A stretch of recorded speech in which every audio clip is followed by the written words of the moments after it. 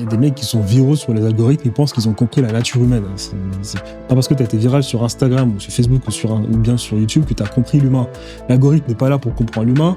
L'algorithme sur les réseaux sociaux short, il est là pour créer quelque chose de disruptif dans le cerveau.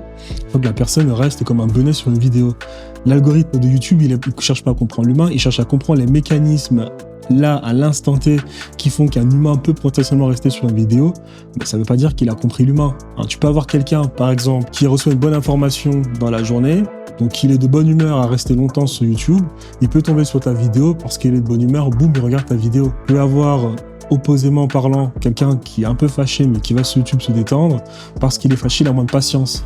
Mais l'algorithme, ça, il ne le laisse pas. Lui, il regarde l'instant T pour essayer de voir, en fonction de certaines métriques, est-ce que la personne regarde ou pas la vidéo.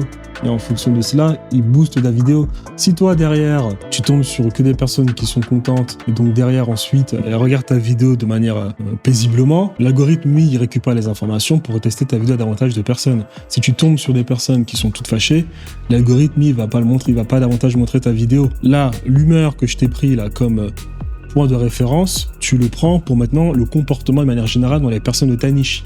Dans le photovoltaïque, par exemple, les personnes sont très arrogantes.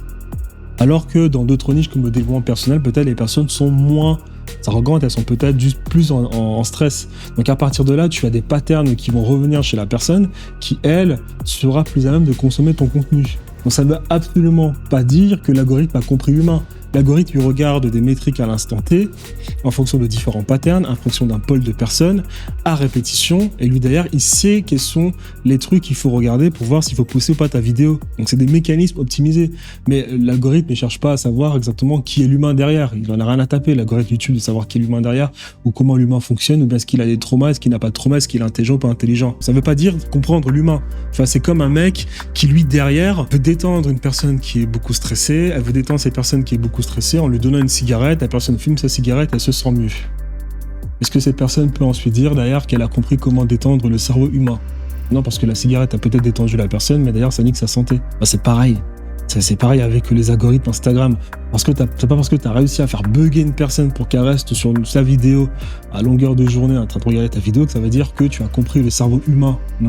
Tu as compris le cerveau humain, tu allais trouver quelque chose de disruptif dans le cerveau humain pour le faire bugger, mais ça veut dire nullement que tu as compris le pourquoi du comment du cerveau humain.